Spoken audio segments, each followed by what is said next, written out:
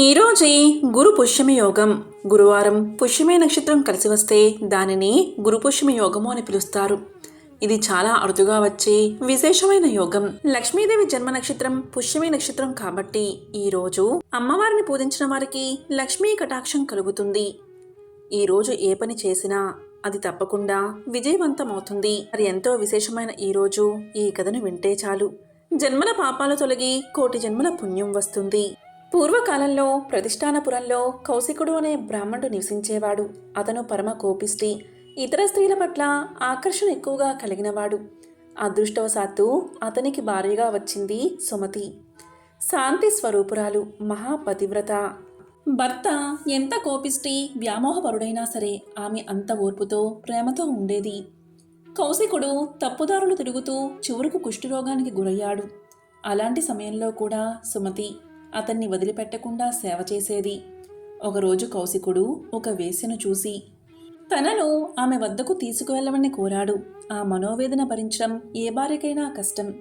చాలామంది ఇలాంటి పతివ్రత్యా ద్రోహులను కఠినంగా శిక్షించాలని భావిస్తారు. కానీ సుమతి మాత్రం శిక్ష కంటే పరివర్తనే శాశ్వతమని నమ్మింది.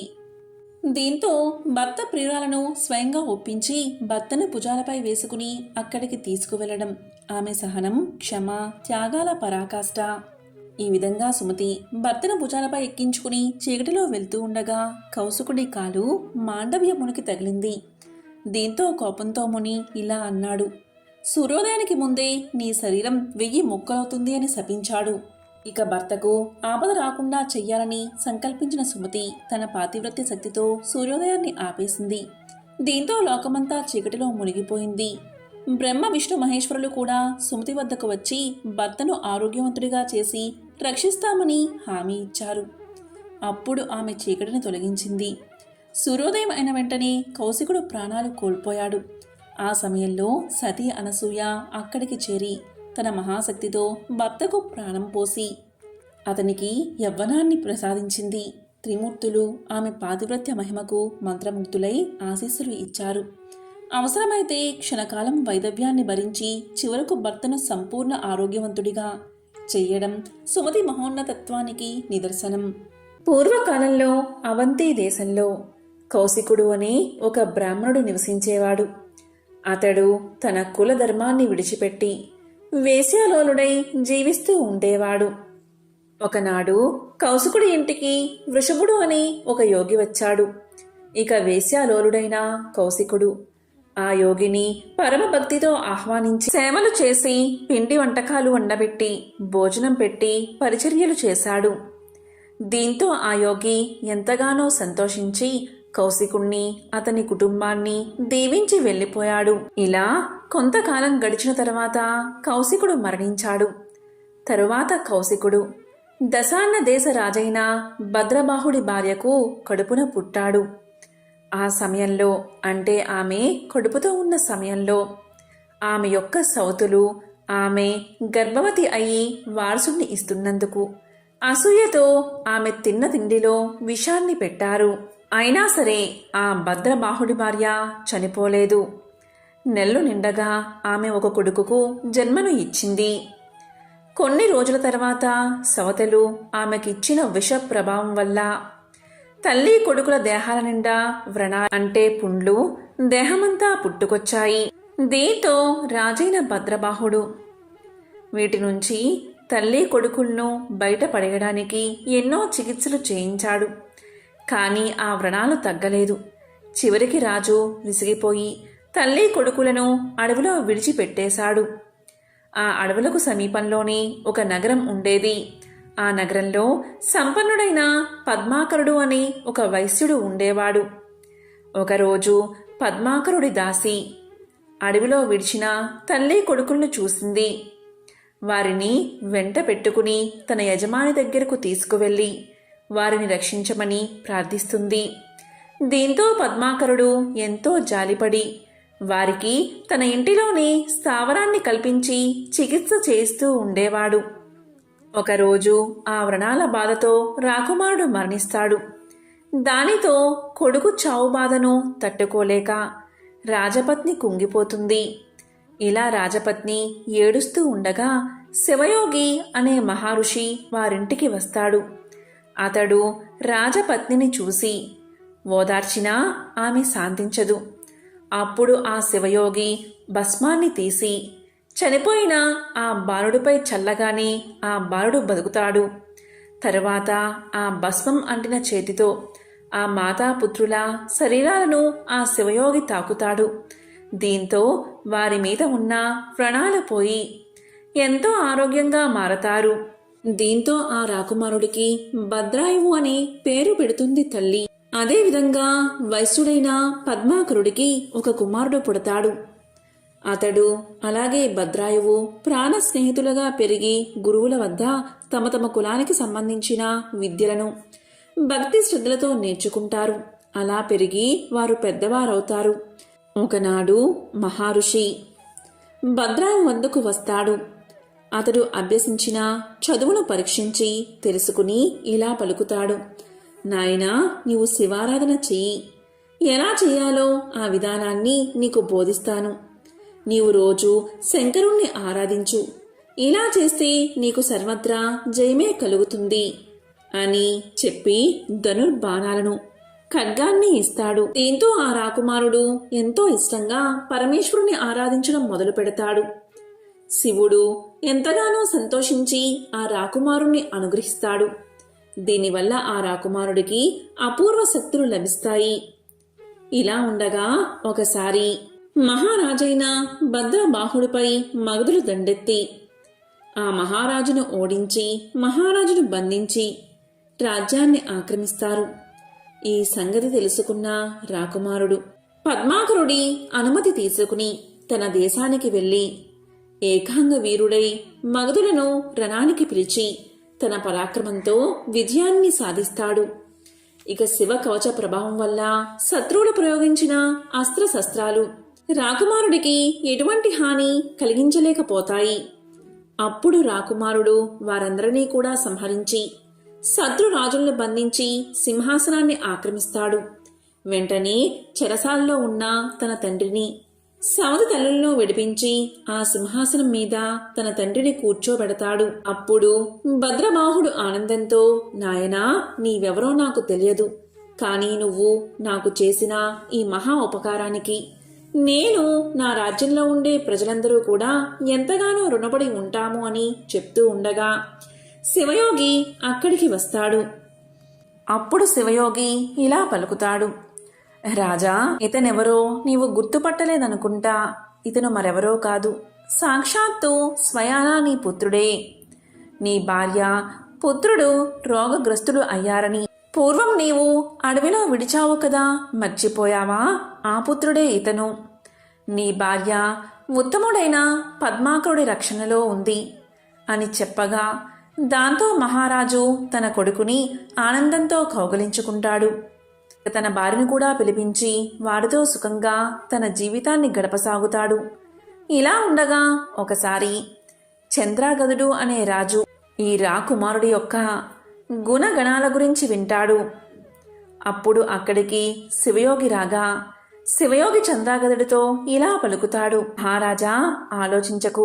నీ కుమార్తె కీర్తిమాలినికి యోగ్యుడైన వరుడు అతడే, కాబట్టి అతనికిచ్చి వివాహం చెయ్యి అని చెప్తాడు. ఇంతకీ కీర్తిమాలిని ఎవరు అంటే పూర్వజన్మలో కౌశికుడితో ఉండి గడిపిన వేశ్య. కాని ఆమె శివయోగిని సేవించిన పుణ్యం వల్ల ఆ వేశ్య ఇప్పుడు చంద్రాగదుడి కుమార్తెగా పుట్టింది. శివయోగి ద్వారా విషయం తెలుసుకున్న చంద్రాగదుడు రాకుమారుడికి తన కుమార్తెనిచ్చి వివాహం జరిపిస్తాడు. ఇలా ఉండగా ఒకనాడు రాకుమారుడు అతని భార్య కీర్తిమాలినితో కలిసి అరణ్యంలో విహరించడానికి వెళ్తాడు. అక్కడ ఒక బ్రాహ్మణ దంపతులను ఒక పెద్ద పులి తరుముకుంటూ వస్తుంది. ఆ బ్రాహ్మణ దంపతులు భయంతో అటూ ఇటూ పరుగులు పెడుతూ ఉంటారు. అప్పుడు భయంతో కీర్తిమాలిని పొదల చాటున దాక్కుంటుంది. ఇక బ్రాహ్మణ దంపతులను కాపాడడానికి రాకుమారుడు పరిగెత్తుకుంటూ వెళ్ళి ఆ పులిని బాణాలతో సంహరించడానికి ప్రయత్నిస్తాడు.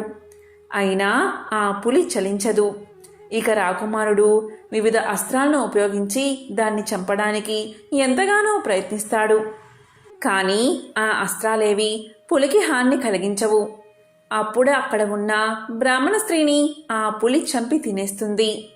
దాంతో బ్రాహ్మణుడు ఏడుస్తూ ఇలా అంటాడు, రాజా, నువ్వు నీ ప్రజలను కాపాడలేకపోయావు. ఇక నీ రాచరికం ఎందుకు? ఇప్పుడు నీ ముందే నా భార్య పులినోట మరణించింది. నాకిప్పుడు యాగాగ్ని హోత్రాదులు సాగడం ఎలా? అందుచేత నీ భార్యను నాకు ఇచ్చి నువ్వు ఇక్కడి నుంచి వెళ్ళిపో అంటాడు ఆ బ్రాహ్మణుడు. దీంతో రాజు ఆశ్చర్యపడి ఇలా పలుకుతాడు, ఓ బ్రాహ్మణుడా, నీకు ఎన్నో ధర్మాలు తెలుసు, వాటిని నువ్వు ఆచరిస్తావు, అయినా కూడా పరుల భార్యను కోరవచ్చా అని అడుగుతాడు. అప్పుడు బ్రాహ్మణుడు ఇతని మాటలేవీ పట్టించుకోకుండా ఏడుస్తూనే ఉంటాడు. అప్పుడు రాజు తన మనసులో దుఃఖంతో ఉన్న బ్రాహ్మణుడికి ప్రాణాలిచ్చైనా సరే అతన్ని శాంతింపచెయ్యాలి అనుకుంటాడు. ఇతడు నా భార్యను అడుగుతున్నాడు కాబట్టి ఇచ్చి అతని దుఃఖాన్ని పోగొట్టాలి అని నిశ్చయించుకుంటాడు. అప్పుడు ఆ యువరాజు బ్రాహ్మణుడితో ఇలా అంటాడు, ఇదిగో బ్రాహ్మణుడా, నువ్వు కోరినట్లే నా భార్యను నీకు దానంగా ఇస్తున్నాను, తీసుకో అని తన సతీమణిని అతనికి ఇచ్చేస్తాడు. వెంటనే ఆ బ్రాహ్మణుడు గజ చర్మంతో, సర్పాభరణాలతో, చంద్రరేఖతో, జటాజూటాలతో పరమశివుడిగా ప్రత్యక్షమై, ఓ రాజా, నీ భూతదయ పరీక్షించడానికే నేనీ బ్రాహ్మణుడి రూపంలో వచ్చాను. పులి చంపిన ఆ బ్రాహ్మణ స్త్రీ వేరెవరో కాదు, శ్రీ పార్వతీదేవి. ఇక పులి నా మాయ వల్ల ఏర్పడినది. ఈ త్యాగబుద్ధికి నేను ఎంతగానో సంతోషిస్తున్నాను. కావలసిన వరం కోరుకో అని పలుకుతాడు మహాశివుడు. అప్పుడు అతను శివదేవుడికి సాష్టాంగ దండ ప్రణామాలు చేసి భక్తితో స్తుతించి, ఓ పరమేశ్వరా, నీ దర్శనం కలగడంతో నేను ధన్యుణ్ణి అయ్యాను. నన్ను, నా భార్యను, నా తల్లిదండ్రులను, నన్ను పెంచిన పద్మాకరుడి దంపతులను కూడా నీ గణాల్లో చేర్చుకుని సర్వదా నీ సాన్నిధ్య భాగ్యాన్ని ప్రసాదించు అని వేడుకుంటాడు. ఇక కీర్తిమాలని జరిగిందంతా చూసి ఆమె కూడా శివుడికి నమస్కారం చేసి, ఓ దేవదేవా, నా తల్లిదండ్రులను కూడా నీ సాన్నిధ్యానికి చేర్చు అని కోరుతుంది. ఇక పరమశివుడు వారికి ఆ వరాలు ఇచ్చి అక్కడి నుంచి అదృశ్యమవుతాడు. ఇదే స్కాంద పురాణంలోని ఎంతో విశేషమైన కథ. ఈ కథను విన్నవారికి జన్మల పాపాలు తొలగిపోతాయి, కోటి జన్మల మహాపుణ్యం కలుగుతుంది. పూర్వం సమాధి అనే ఒక వైశ్యుడు ఉండేవాడు. అతడు విపరీతంగా ధనాన్ని సంపాదించాడు. దానితో అతనికి ధన గర్వం వచ్చింది. కొత్తలో అంతా లక్ష్మీ కటాక్షమే అనేవాడు అతను. రాను రాను దేవుడా లేక దెయ్యమా, నా తెలివితేటలతోనూ బోలెడు పెట్టుబడితోనూ వ్యాపారం చేశాను, అందుకే సంపాదించాను, అంతా నా గొప్పతనమే అండం మొదలుపెట్టాడు. హితవు చెప్పేవారిని కసిరేవాడు, తనకు వంత పాడేవారిని చేరదీసేవాడు. అలా అతని చెంత చేరిన భజనపరులందరూ కూడా అతని వద్ద ధనం తీసుకుంటూ ఉండేవారు. అందుకుగాను వారా సమాధితో కలిసి దైవ దూషణలు కూడా చేస్తూ ఉండేవారు. తద్వారా వారి వద్ద డబ్బు నిలిచేది కాదు. సమాధి వారికి ఎంత ఇచ్చినా అదంతా ఏదోలాగా ఖర్చయిపోతూ ఉండేది.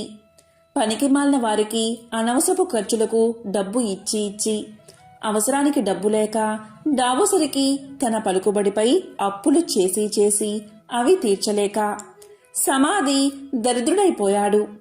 అతడు పెద్దలను ఆశ్రయించాడు. అప్పుడు పెద్దలు ఇలా పలికారు, దైవమున ఏమున్నది, అంతా నీ గొప్పే అన్నావు కదా, నీ గొప్ప నీవే చూసుకో, ఇక్కడి నుంచి వెళ్ళిపో అని తరిమేశారు. మరికొద్ది కాలానికి కొడుకులు తిరగబడ్డారు. అప్పుల వారు అల్లరి చేయడం మొదలుపెట్టారు. గొప్ప దరిద్రం కలిగినది. చివరికి భార్య కూడా ఎదురు తిరిగినది. నీ వంటి దరిద్రుడితో నేనుండలేను అని చెప్పి పుట్టింటికి వెళ్ళిపోయింది. రుణదాతలకు కుటుంబ ఘాతకులకు వెరచి ఒకానొక రాత్రివేళ సమాధి అడవుల పట్టిపోయాడు. ఈ సమాధి గురించి బాగా తెలిసిన ఒక మిత్రుడు అతనికి సహాయం చెయ్యాలి అనుకున్నాడు.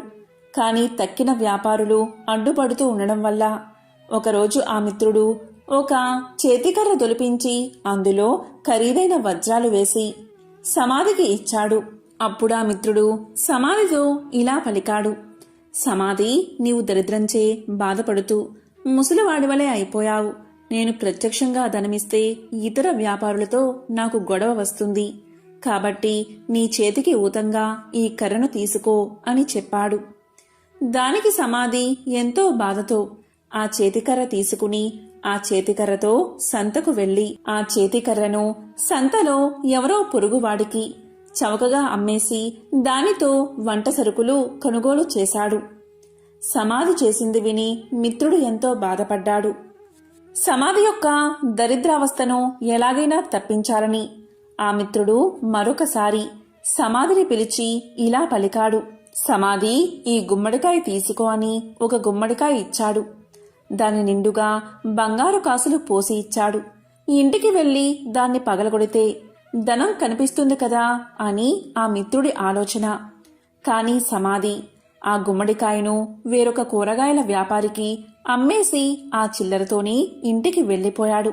మిత్రుడు సహకరించిన ఆ సహాయం పొందక దరిద్రబాధలు భరించలేక సమాధి ఒకరోజు అడవులకు పోవడానికి నిశ్చయించుకున్నాడు. ఇది తెలిసిన అతని మిత్రుడు మార్గమధ్యలో మోహరీలు గుట్ట పోయించాడు. కాని సమాధి ఆ దారికి రాగానే ధనలక్ష్మి కళ్ళలో పడినది. అతని కళ్ళు నలుపుకుంటూ పోయి మొహరీల గుట్టపై పడి, చీచి, ఎవరో దారిలో రాళ్లగుట్ట పోసారు అని వాటిని అటూ ఇటూ చిమ్మి కళ్ళు నలుపుకుంటూ తన దారిన తాను పోయాడు. అంతా మిత్రునికి చూపి, చూసారా, ధనలక్ష్మి యొక్క అనుగ్రహం తప్పితే ఎలా అవుతుందో, మనమెంత మంచి చేసినా వంచింపబడుచూ ఉంటాడు అని చెప్పాడు. తరువాత సమాధి అడవులకు చేరుకుని తన కష్టాలకై ఏడుస్తూ ఉండగా ఒకానొక ముని అతన్ని చూసి అతని దీనకథను విని ఇలా పలికాడు. సమాధి, కేవలం ధనలక్ష్మిని తూలనాడి ఆమె పూజకు ఆటంకం కలిగించడం వల్లే నీకీ కష్టం కలిగినది. ఇంతకు మించి మరొకటి లేదు. నా మాట విని ధనలక్ష్మీదేవిని పూజించు. ధనం నీకు సమకూరుతుంది. ఆమె బీజమునే జపించు అని పలికి మంత్ర బీజాన్ని చెప్పి జప విధానం చెప్పి మహర్షి వెళ్లిపోయాడు. సమాధికి మరొక మార్గమేది కనబడకపోవడం వల్ల గతిలేని వాడై ఆ మంత్రాన్ని జపించసాగాడు. అలా చేయగా ఒకనాడు అతని భార్య ఆ అడవిలోనే తారసపడినది. పెళ్లి చేశాక భర్త సజీవుడై ఉండగా ఆడది పుట్టింట ఉండరాదు. కష్టమో సుఖమో భర్తతోటే లోకం. పొమ్మని ఆమె పుట్టింటివారు తరిమేశారని చెప్పింది. ఆమె తనతో తెచ్చిన స్వల్ప ధనాన్ని సమాధికి ఇచ్చి క్షమించమని కోరింది.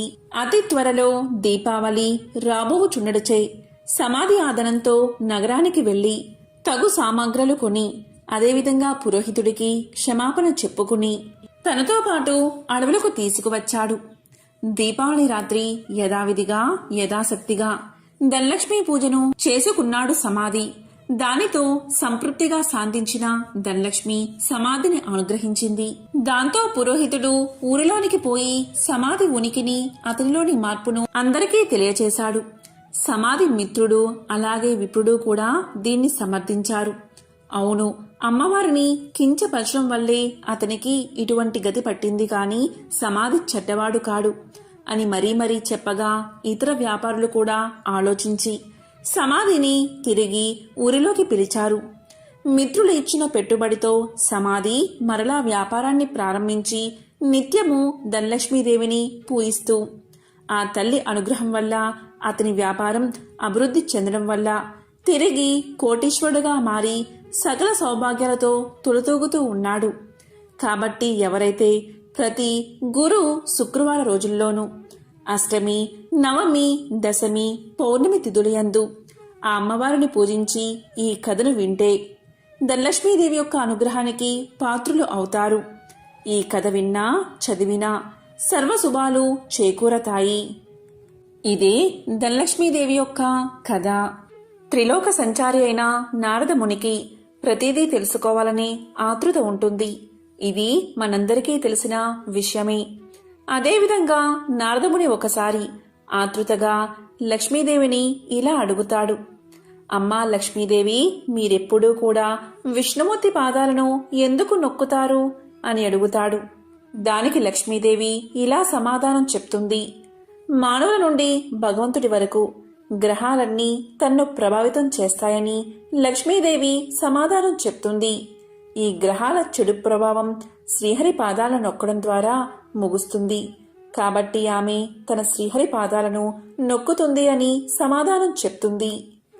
ఒక మహిళ చేతిలో దేవతల సర్వోన్నతుడైన బృహస్పతి నివసిస్తాడు. రాక్షసుల గురువు శుక్రాచార్యుడు మనుషుల పాదాలలో నివాసముంటాడు.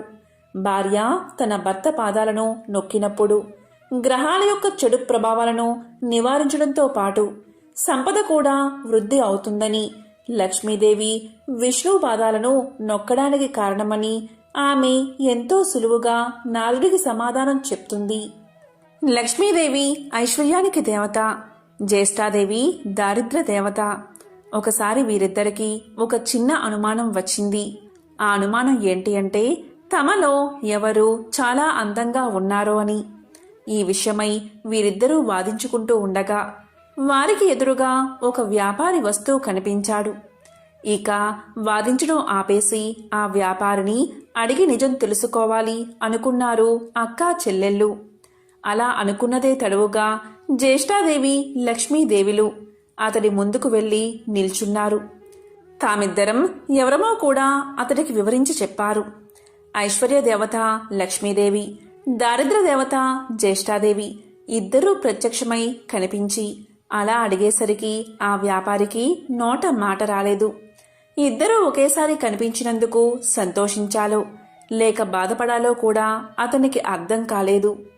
విషయమంతా విన్నా ఆ వ్యాపారి భయంతో వణికిపోయాడు.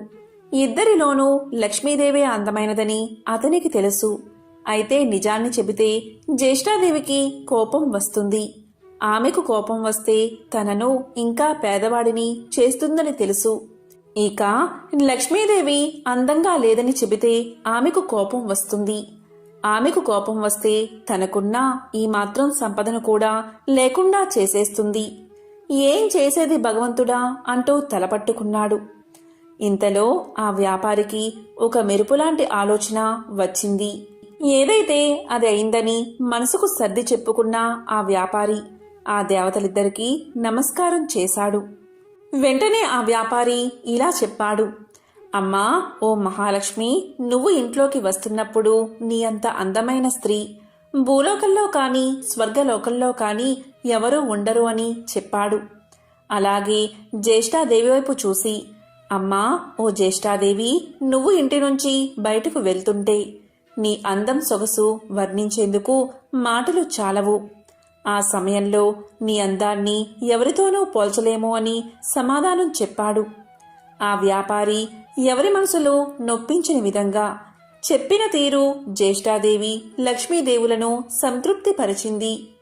అతడు ఇద్దరిని విజేతలుగా నిర్ణయించాడని వారిద్దరూ అర్థం చేసుకున్నారు. దాంతో ఇద్దరూ అతడి నిర్ణయానికి సంతోషపడుతూ అక్కడ్నుంచి మాయమయ్యారు. ఇక్కడ అర్థం చేసుకోవాల్సింది ఏంటి అంటే జ్యేష్ఠాదేవి లక్ష్మీదేవులు ఎవరికి వారు విజేతలమని అనుకుంటూ వెళ్లారే కాని నిజానికి నిజమైన విజేత ఆ వ్యాపారే. ఎందుకంటే అతడు ఐశ్వర్య దేవత అయిన లక్ష్మీదేవి అభిమానాన్ని పొందడమే కాదు, లక్ష్మీదేవి బద్ధ శత్రువైన జ్యేష్ఠాదేవిని సైతం సంతృప్తిపరిచాడు. కాబట్టి నిజమైన విజేత ఆ వ్యాపారే. లక్ష్మీదేవి అదృష్టానికి శుభానికి సంకేతం. అయితే జ్యేష్ఠాదేవి దరిద్రానికి సంకేతం. పురాణాల ప్రకారం లక్ష్మీదేవి జ్యేష్ఠాదేవులు ఎవరు ఎక్కడ ఉండాలి అనే విషయం గురించి చర్చలు మొదలవుతాయి. ఈ క్రమంలోనే లక్ష్మీదేవి వెళ్లి సముద్ర గర్భంలో దాక్కుంటుంది.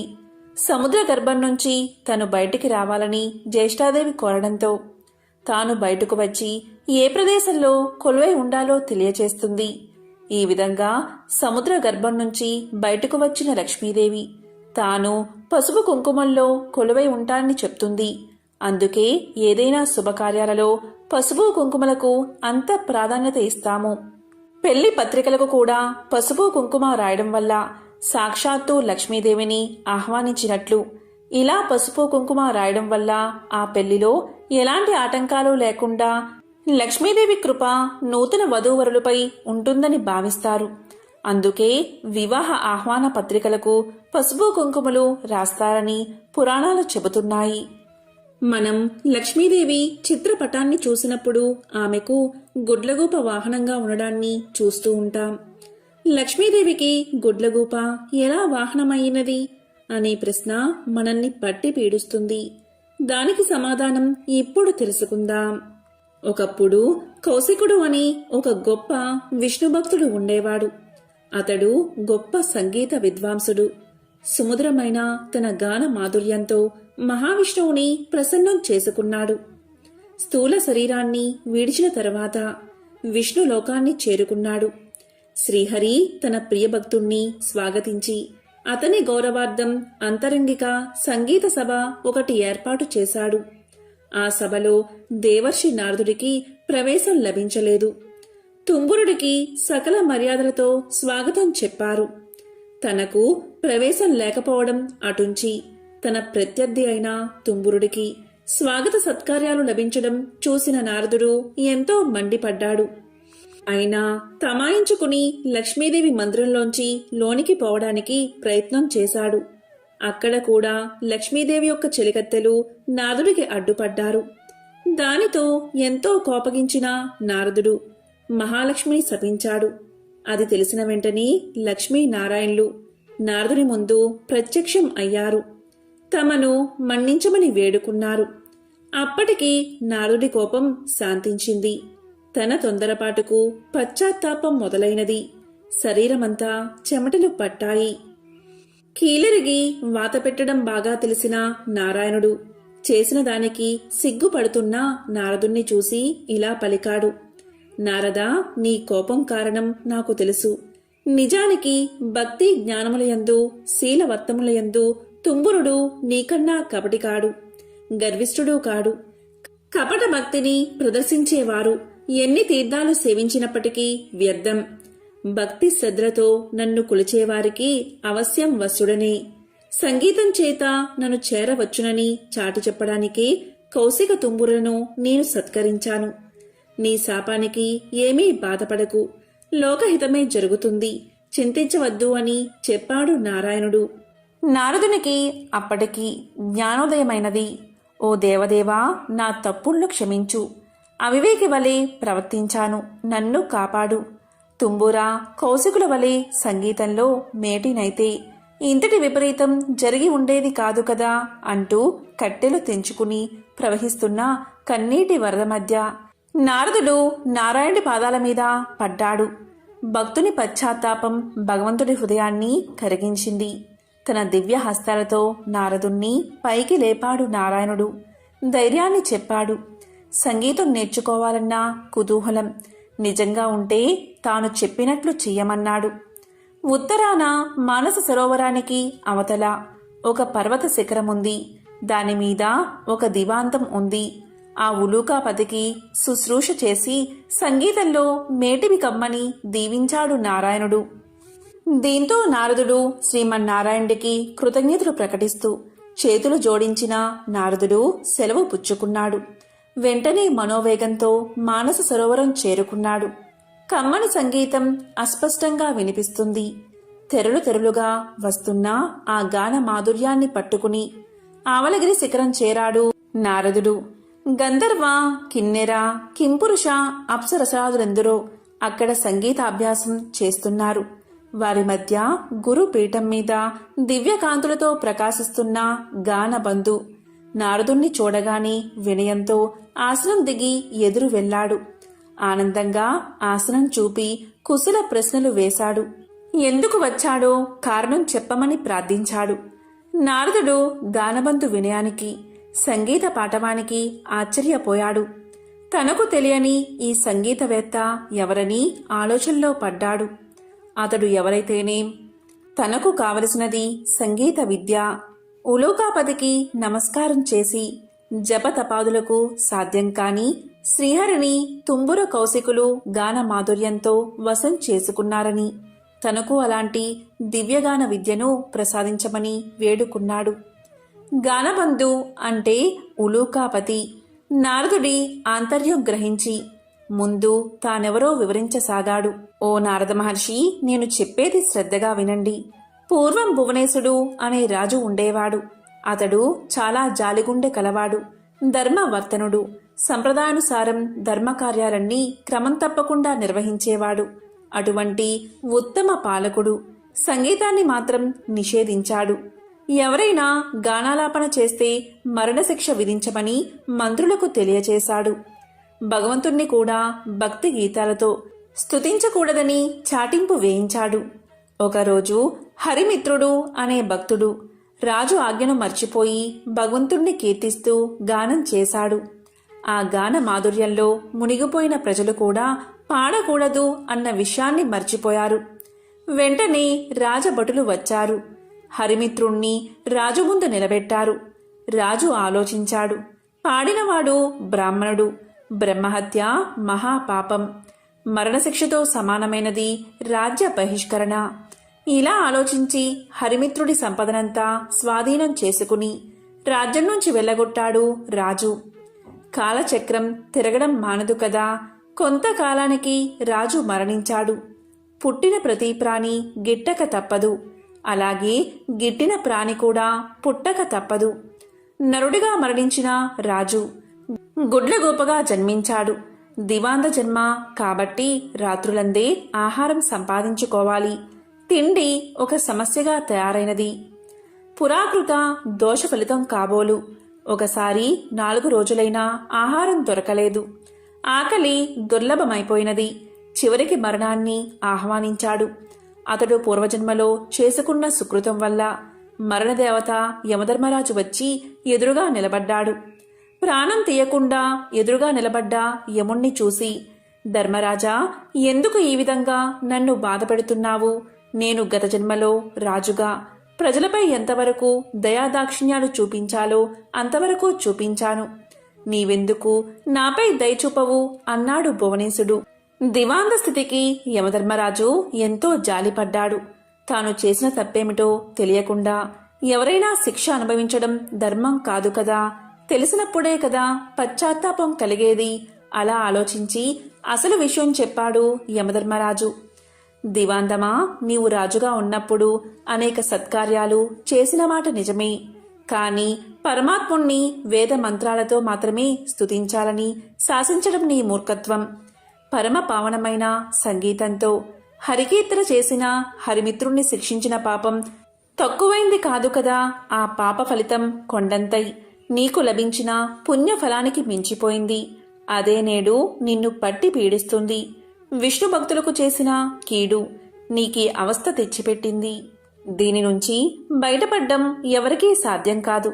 సమవర్తి చెప్పింది విన్నాక, అంటే యముడు చెప్పింది విన్నాక గాని దివాందానికి తాను చేసిన తప్పేమిటో అర్థం కాలేదు. ఏ మార్గంలో అయినా భగవంతుణ్ణి స్తుతించవచ్చు అనే జ్ఞానం కలిగింది.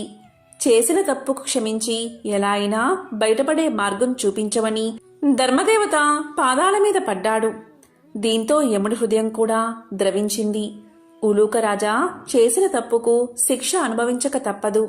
దేనికి మించిన శిక్ష అనుభవించినచో శిక్షాకాలం తగ్గుతుంది.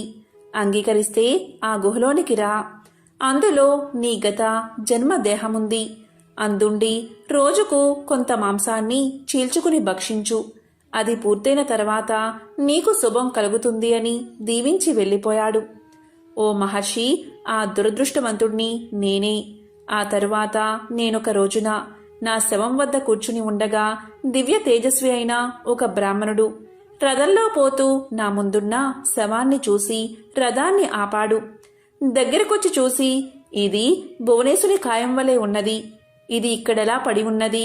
దీన్ని ఈ పక్షి తినడమేమిటి అంటూ ఆశ్చర్యాన్ని ప్రకటించాడు. అప్పటికి నేను ఆ విప్రుణ్ణి గుర్తించాను. అతడు నా చేత బహిష్కరించబడిన హరిమిత్రుడు. వెంటనే అతని పాదాలపై పడి ప్రార్థించాను.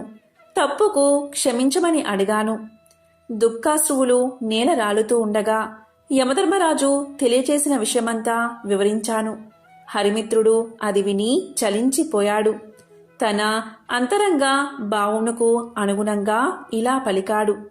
నీ బాధలు చూస్తుంటే నాకెంతో విచారం కలిగింది. నీవు నా ఎడల చూపిన కాఠిన్యం నేను ఆ రోజునే మర్చిపోయాను. నీవు అనుభవించిన బాధ ఇక చాలు. ఈ క్షణం నుంచి నీకు బాధన్నది లేకుండా ఉండుగాక. గొప్ప సంగీత విద్వాంసుడివై లోకంలో ఉత్తమ సంగీత విద్యను బోధిస్తావు కాక అంటూ అతడు నా కృతజ్ఞతను స్వీకరించి వైకుంఠానికి వెళ్ళిపోయాడు. అతని దీవెనలు ఫలించి నేను ఇలా ఉన్నాను అంటూ గానబంధు తన కథంతా వివరించాడు. ఆ తరువాత నారదుడు గానబంధు విద్వాంసుని శిష్యుడయ్యాడు. తొలి రోజుని సంగీతం ఎలా నేర్చుకోవాలో అనే విషయం మీద పాఠం చెప్పాడు. సంగీతం ఒక దివ్య కళ అన్నాడు. తపంతో కాని తామసంతో కాని అది పట్టుబడదు అన్నాడు. కళ కోసం జీవితాన్ని అర్పించాలి అన్నాడు. కష్టపడి నిరంతరం సాధన చేస్తే ఎవరైనా అపురూపమైన ఈ కళలో ఆధిక్యం సాధించవచ్చు అన్నాడు. గౌరవభావం మొహంలో ఉట్టిపడుతూ ఉండగా వినయంగా తలవంచుకుని ఆలకించాడు నారదుడు. ఆ సాధన అలా 1000 ఏళ్లు గడిచాయి. కఠోరమైన దీక్షతో నారదుడు 3 లక్షల రాగాలలో మంచి ప్రావీణ్యం గడించాడు. సహపాఠులంతా పొగడేస్తుంటే సంగీతంలో ఇక తనకు తిరుగులేదనే గర్వంతో ఉబ్బిపోయాడు. అమిత ఆనందంతో గురువును చేరి కృతజ్ఞతలు చెల్లించాడు. గురుదక్షిణ చెల్లిస్తాను, ఏమి కావాలో సెలవివ్వమన్నాడు. ఎంతటి కోరికైనా సంశయించవద్దు అన్నాడు. శిష్యుడి పలుకులు విన్నా ఆ గురువు ఎంతగానో సంతోషించాడు. ఓ మహర్షి, దేవర్షులైన మిమ్మల్ని నేనేమి కోరగలను? దివాందమునకు కావలసిన అవసరాలు ఏముంటాయి? శిష్యుడివి అయినందున ఏదో ఒకటి కోరుకోక తప్పదు. ఈ ధరాతలం నిలిచి ఉండే వరకు సంగీత కళతో పాటు నేను సైతం లోకంలో గుర్తుండేలా వరాన్ని ప్రసాదించు అని తన మనసులోని మాటను బయట పెట్టాడు. అప్పుడు నారదుడు విశాలంగా నవ్వాడు. ఓ గురువర్యా, ఇది మరీ చిన్న కోరిక. ఈ చిరు కోరిక మీకున్న సంగీత పాండిత్యం తీర్చగలదు. శిష్య ప్రశిష్య కోటి వలన భూతలమున సంగీత కళ నిలిచి ఉన్నంత వరకు మీ కీర్తికి అంతులేదు. మీరు చేసిన ఈ మహోపకారానికి గురు దక్షిణిగా లక్ష్మీనారాయణల కటాక్షం, వారి సేవా భాగ్యాన్ని, శాశ్వత సన్నిధానమును ప్రసాదిస్తున్నాను. ప్రళయం సంభవించిన వేళ శ్రీ మహావిష్ణువునకు గరుత్ మంతుని వలె శ్రీ మహాలక్ష్మికి నీవు వాహనమై తరింతువుగాక అంటూ శిష్యుడికి కానుకను దేవర్షిగా వరాన్ని సమర్పించి సెలవు తీసుకున్నాడు నారదుడు. ఈ విధంగా గానబంధు అనే గుడ్లగూప లక్ష్మీదేవికి వాహనంగా మారింది. ఓం శ్రీ మహాలక్ష్మియే నమః. ఓం నమో నారాయణాయ. ఓం శ్రీ మాత్రే నమః. ఓం నమః శివాయ.